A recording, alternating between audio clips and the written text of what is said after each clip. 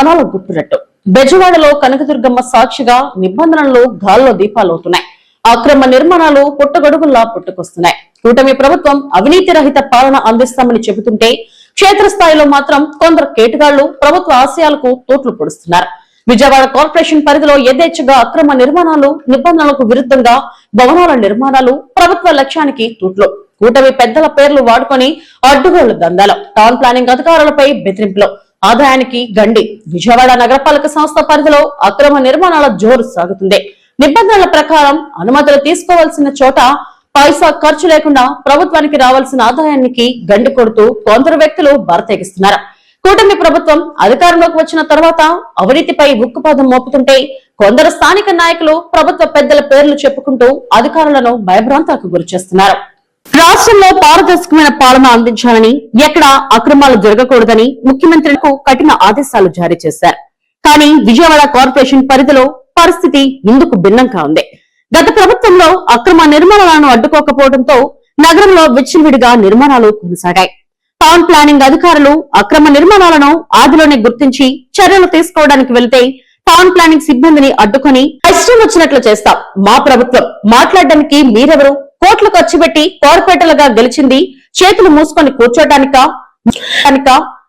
మీ దుఃఖున్న చోట చెప్పుకోండి అని అసభ్య పదజాలంతో అధికారులపై తిరగబడిన సంఘటనలు కోకొల్లలో. కూటమి ప్రభుత్వం అధికారం చేపట్టిన నాటి నుండి అవినీతి రహిత పాలనను అందిస్తూ సిఫార్సులకు ఏమాత్రం తావు లేకుండా పారదర్శకమైన పాలన అందించాలని ముఖ్యమంత్రి చంద్రబాబు నాయుడు ఉన్నత అధికారులను, మంత్రులను, ఎమ్మెల్యేలను గట్టిగా ఆదేశించారు.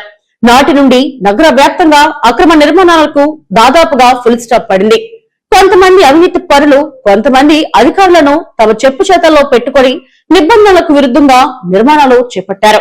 ఇదే విషయం ఇంటెలిజెన్స్ ద్వారా తెలుసుకున్న ముఖ్యమంత్రి చంద్రబాబు నాయుడు మున్సిపల్ శాఖ మంత్రి నారాయణ ఏసీబీ అధికారులకు ఎంక్వైరీ చేయమని ఆదేశించగా విజయవాడ వ్యాప్తంగా దాదాపు 200 పైన నిబంధనలకు విరుద్ధంగా నిర్మించిన నిర్మాణాలను గుర్తించి చట్టపరమైన చర్యలు కూడా తీసుకున్నారు.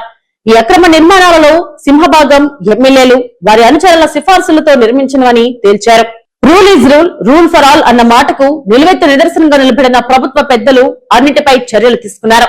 నెల రోజులు తిరగక ముందే అక్రమార్చన అలవాటు పడిన చోటా నాయకులు, అధికారులు కళ్లు కప్పి సెలవు దినాలలో అక్రమ నిర్మాణాలకు తెరలేపారు. ఇది గుర్తించిన ప్లానింగ్ సెక్రటరీ, ఇన్ఛార్జ్ బిల్డింగ్ ఇన్స్పెక్టర్లు అక్రమ నిర్మాణాలపై చర్యలు తీసుకోవడానికి వెళ్లిన సమయంలో అధికారులు భయభ్రాంతులకు గురిచేసి మా మాట వినకపోతే మీ అంత చూస్తామని బెదిరిస్తున్నారని వాపోతున్నారు. నిర్మాణాలను తనిఖీ చేయాల్సిన టౌన్ ప్లానింగ్ అధికారులు అటువైపు వెళ్లాలంటేనే వెడికిపోతున్నారు. మేము పై స్థాయి నాయకుల మనుషులం, మా జోలికి వస్తే బదిలీలు చేయిస్తామంటూ బెదిరింపులకు దిగుతున్నారు. దీంతో అధికారులు మిన్నకుండి పోవాల్సి వస్తుంది. ఫలితంగా కార్పొరేషన్ ఖజానాకు చేరాల్సిన కోట్ల రూపాయల ఫీజులు, పెనాల్టీలు పక్కదారి పడుతున్నాయి. కూటమి ప్రభుత్వంపై ప్రజల్లో ఉన్న నమ్మకాన్ని కొందరు స్వార్థపరులు క్యాష్ చేసుకుంటున్నారు. పార్టీ జెండాలను, పెద్దల పేర్లను అడ్డుపెట్టుకుని అక్రమ కట్టడాలకు శ్రీకారం చుడుతున్నారు. దీనివల్ల ప్రభుత్వానికి చెడ్డ పేరు తాజాగా భారతీనగర్ లో G+2 కి పర్మిషన్ తీసుకుని అదనంగా మరొక భారీ అంతస్తు నిర్మాణం పనులు చక్కగా సాగాయి. అక్రమ నిర్మాణాన్ని అడ్డుకోవడానికి planning secretary, incharge building inspector తమ సిబ్బందితో కలిసి అక్రమ నిర్మాణం కూల్చడానికి వెళితే మీ అంతు చూస్తామని బెదిరించి నా వెనుక ప్రభుత్వ పెద్దలు ఉన్నారు అని బహిరంగంగా మాట్లాడుతున్నాడు.